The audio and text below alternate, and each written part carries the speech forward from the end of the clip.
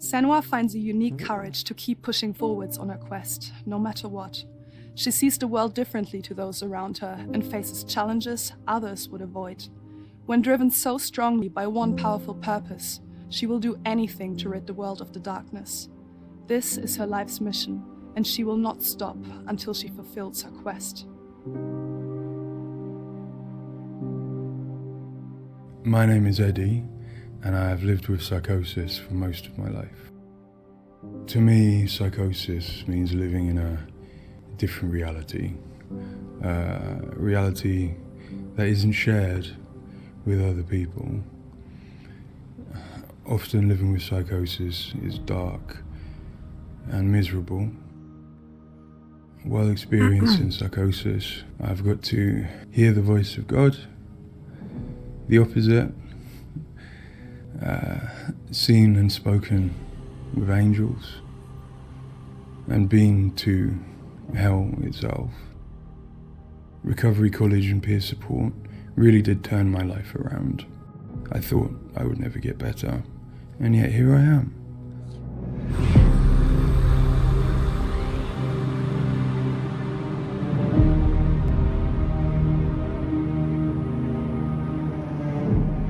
Así es, mira. The things that Senua experienced Justo eso era in lo que Hellblade los niveles que are pasé very yo. similar to some of my own experiences. She lives in a reality that other people might find hard to understand. She sees Mira, significance in symbols, in meeting people, in all sorts of things that are going on around her. Senua is experiencing an altered state of reality which would be very hard to understand without having experienced it yourself or playing Hellblade. Lost soul who fought through hell to find us. You were lost. Not anymore. Are you ready for what you will find here? It's difficult saying that it's an illness, that it's not real. Of course, to me, it is. And of course, to Senua, it is. And that's what's driving her to do these amazing feats of courage, to overcome pain and exhaustion, to do what she knows she must. All the fear. Everything I've seen, everything I've done, has led me to this place. We've come so far, not far enough. Say it. You are ready. Tell them. In Senua's Saga Hellblade II, we tell the second part of the story of Senua, a Celtic warrior who, like Eddie, has experiences of psychosis, seeing the world in a unique way and existing in a reality unshared by others. At a surface level, this manifests for Senua in seeing things that others don't, hearing things that others don't, and having unique beliefs about the world.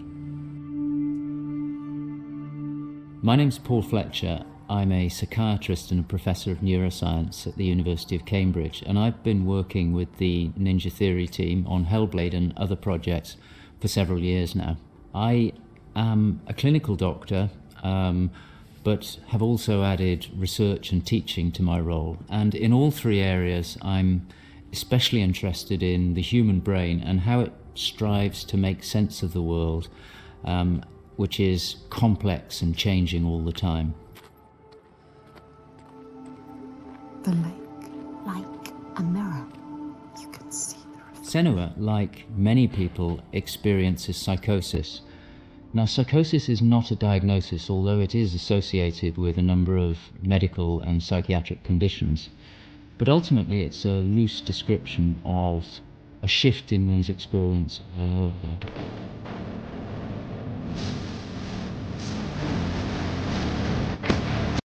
I need to find out what it is. They are. A person with psychosis might experience changes in their perceptions and their beliefs. For example, they might see or hear things that other people can't.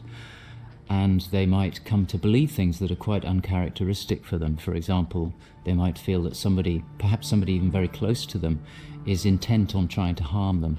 Now, it's very important to remember that this is not just a vague feeling or an imagination.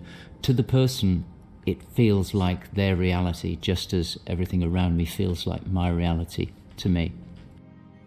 I, like many people, feel that in order to even begin to understand psychosis, we have to start with thinking about how the brain works in general, how it makes sense of the world around it. And when we do that, we're repeatedly confronted with evidence that actually it doesn't just rely on the evidence of our senses, but it actually relies on what it already knows, on its predictions, its anticipations, and its expectations. Your voices. Now that might seem like a defect. After all, why would we want to rely on what we already know rather than what the world is telling us? But if we did act simply as passive receivers, we would be completely swamped. We'd be like a newborn infant trying to make sense of the colours and shapes without any way of having a framework to try and understand those colours and shapes. Our senses are bombarded with information from the world that's rapid, it's intensive, it is noisy, ambiguous, unreliable. And if we were to try and make sense of that without imposing patterns and expectations, then it would be like trying to assemble a multidimensional jigsaw without knowing what the picture was on the box. Many of us think that the brain ultimately is an organ that makes predictions. It craves patterns and associations in order to make sense of the world. And without that, we are confronted with a feeling of uncertainty, of anxiety, of distress, even of fear. They're calling. Something is drawing. Where do these predictions come from? Many of them are actually embedded in the structure of our brain, probably wired there by evolution. Many of them come from our earliest experiences as babies, trying to make sense of this new world that we're born into. Many come from our early childhood experiences, from what we learn from others and how we interact with others, from our parents, our teachers, our friends.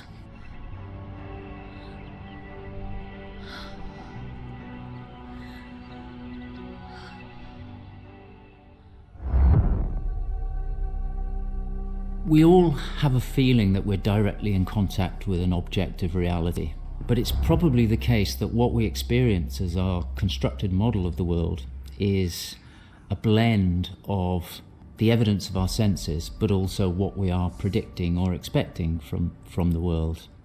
So this blend exists in a very fine and delicate balance, and the weighting of that balance probably varies a great deal across different individuals.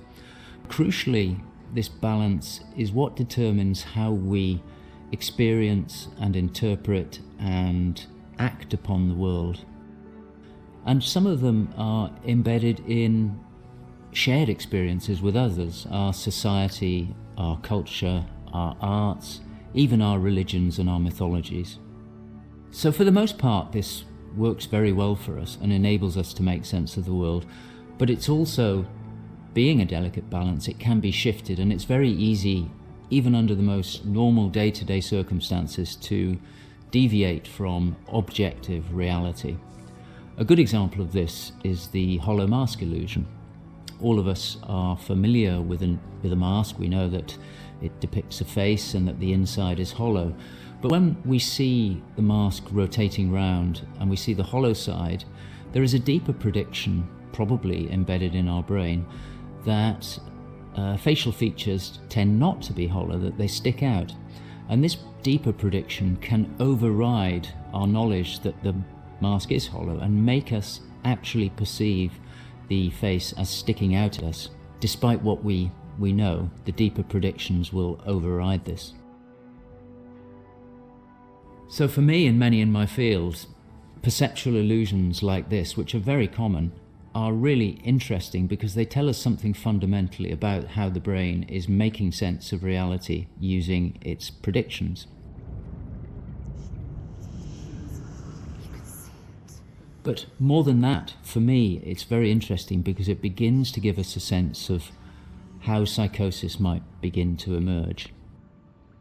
Psychosis is this experience of an altered internal construction of one's reality.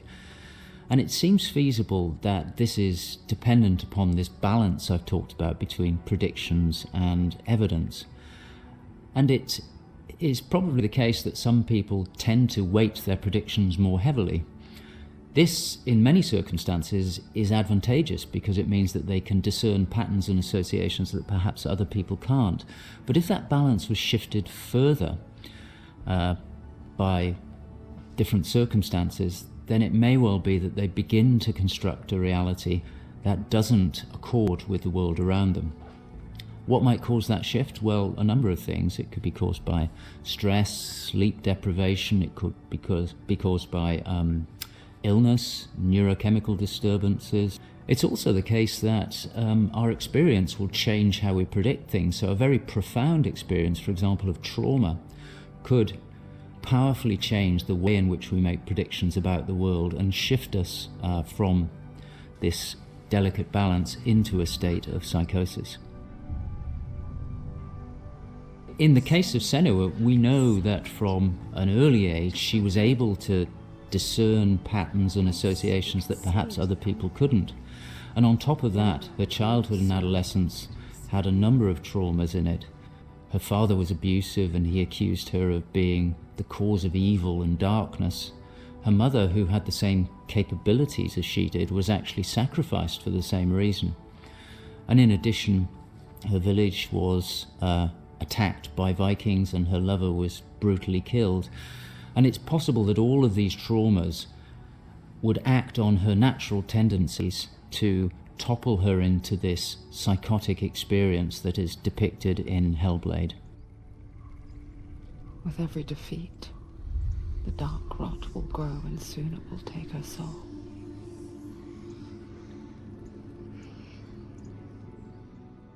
In Hellblade Senua's Sacrifice, we find Senua discovering and understanding her experiences. They're relatively new to her, and the pain and torment feels at its most acute. Having travelled to a new place, with a mind full of her trauma and truth stories of the Vikings, she embarks on a journey of coming to terms with what has happened in her life. Ultimately, rather than finding the unachievable certainty of rescuing Dillion, she achieves certainty in the realization that Dillion is gone forever. She learns to accept his death, and in turn, her experiences of psychosis. Even in darkness, the wonder and the beauty of this world never leaves us. It is always there, waiting to... In Senua's Saga, we find Senua at a different place on her physical and mental journey. Empowered with the sense that she has overcome her own darkness, she's now compelled to follow a new quest, to save her people from that same darkness. You smell their fear. He's here. Death is coming. Look at the bones. Death is coming. Look at the bones. That's going to be you. That's going to be everyone. In Sacrifice, Senua's psychosis is acute and all-consuming. She is preoccupied and absorbed by her experiences. To some extent, she is enveloped and enslaved by the darkness. She cannot ignore her voices and visions. She's totally committed to the quest within her altered reality. In Saga, there has been some resolution to this. There's no miracle recovery. She still experiences the voices and visions. She still has a changed reality. But the balance of power has shifted. She is the one who is able to be in control. She's able to resist and challenge the voices. She's able to make decisions that much more clearly reflect her own goals. They see through your lies, and I will show them how to see as I do. I will not appease your gods. I will destroy them. And in addition, in Saga, she is able to encompass the reality of others. She sees them for the constructions that they are, and she is able to interact with them. And I think that's a very powerful change and a very important area to explore. They have lost everything.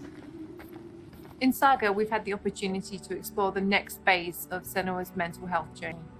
One where she's come to a place of understanding, but where she and us as creators have new challenges to overcome. Where Senua's belief system will clash with that of others. Her experiences will play out in the presence of people who don't share her perspective.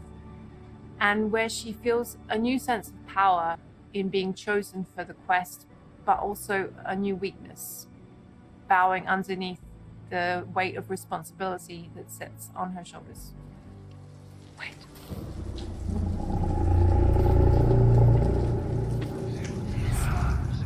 In Saga, we have once again utilized binaural audio to bring Senua's voices to life. Her furies still travel with her, but their tone has changed this time. She continues to be haunted by her father, and she starts to feel the audible presence of Icelandic myth infecting her mind. That scream, that voice, something dark, Senua. You need to go up there. Don't let them see you coming. You need to find out. Don't let the monsters find you. You can do this, Senua. To hear the world as Senua does, we spend time with people with lived experiences of psychosis, and also with Paul Fletcher. This made a strong basis of what it is to hear voices, what they say, how they sound, how they change or react to external stimulus. And this paired with all we learned from the first game, Hellblade Senua's Sacrifice, led us to create Senua's own sonic version of reality. To me, it's a privilege to sit in a room to play our game, and as we progress, hear their comments, thoughts and suggestions. Each one provides a different perspective, and I find especially inspiring and humbling to hear from Eddie his own experiences. Especially, I find he has a way of putting very complex emotions, situations, in a very simple yet poetic way, and it's really inspiring for me when I'm thinking in Senua's journey. We use binaural audio to bring 3D space in the headphones. This allows to experience the voice hearing and other sounds with a physical sense. Also extremely important is the performance of the voices, and for that we have been collaborating with Helen and Abby, our Furies. They are the most prominent voices of Senua. The way we perform is important as well, allowing for freedom, movement, creative input from Helen and Abby, and also important to have with them conversation and spend time talking about the journey of our character.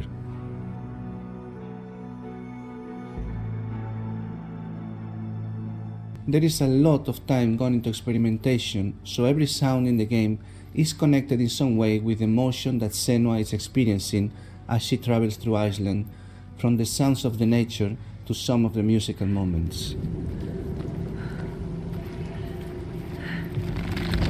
What's happening? A sign. Beyond of its uniqueness or not, I find that for me, something extremely important is to create a connection beyond the game. So in understanding Senua's own reality and going on a journey with her, I hope our players will understand better how people experience reality different, and in doing so, I feel we break those walls that keep us distant and lonely. My brothers used to come here to practice fighting. Sneak out. Follow them. For Saga, in order to bring Senua's experiences of hallucinations to life, it was very important for us to listen to people's real lived experiences.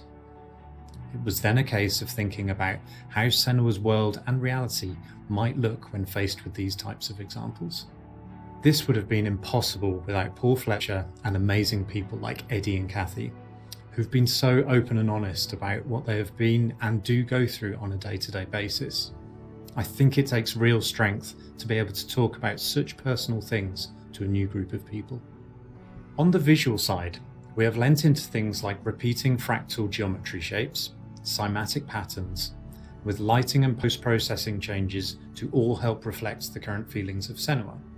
And hopefully, when combined with the audio and gameplay, the player will get a sense of what we are aiming to achieve. It's just like before. No, this cannot happen again. You couldn't do anything. We have to stop it happening. Face it. You need to face it. Focus. You need to look at it. In Sacrifice, we saw a story of Senua's suffering at the hands of her experiences.